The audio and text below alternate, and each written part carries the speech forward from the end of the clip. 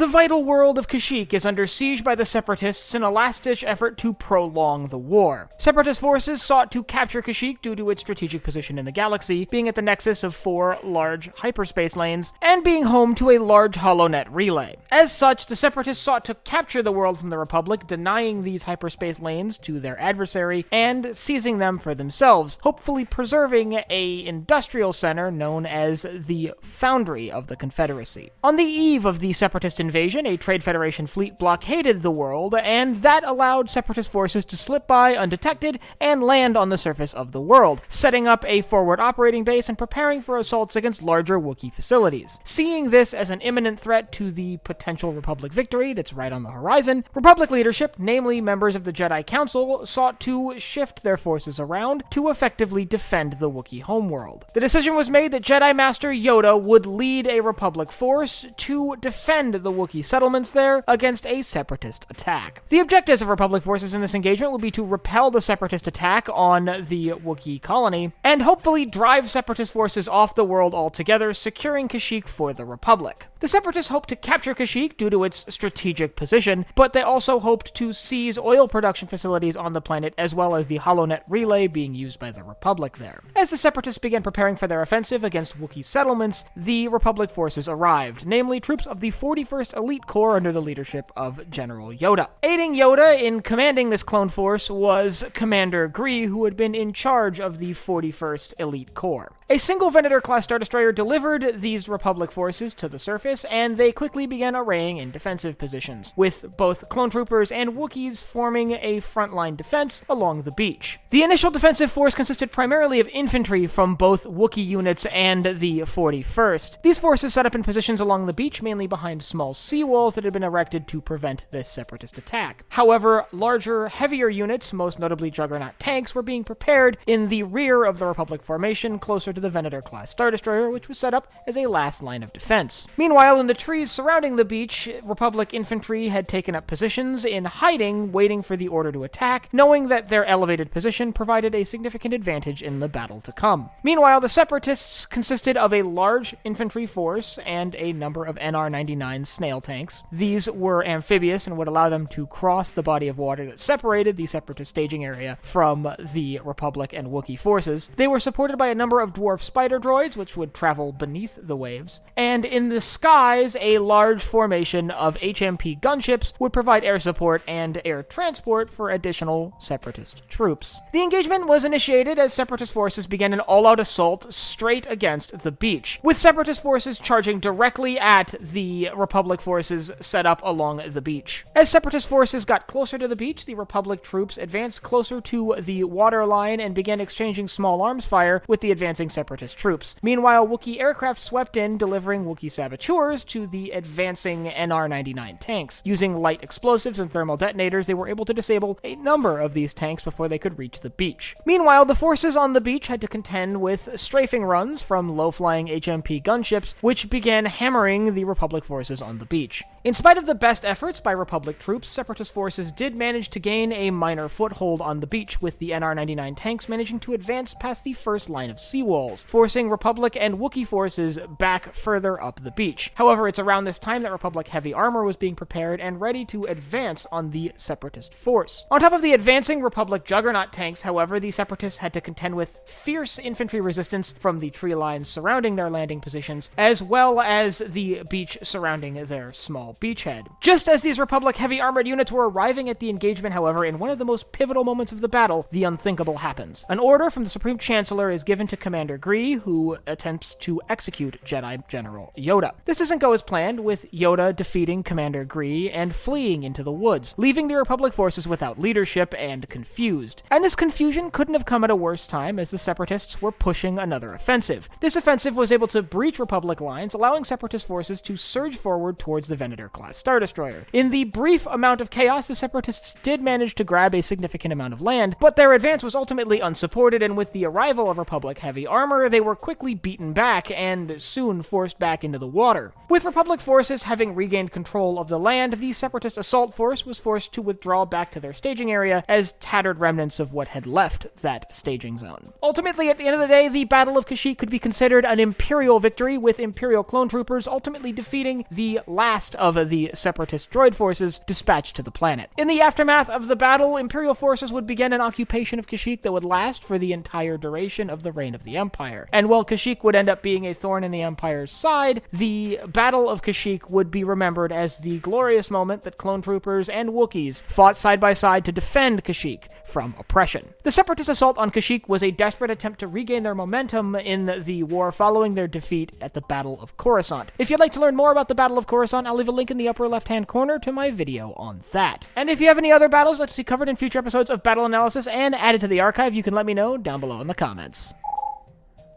Last but not least, if you enjoyed this video, head down below, hit the like button, the subscribe button, and the bell icon so you get notified when I upload new videos. So for Sci-Fi Deep Dive, I'm Colin, and I will see you next time.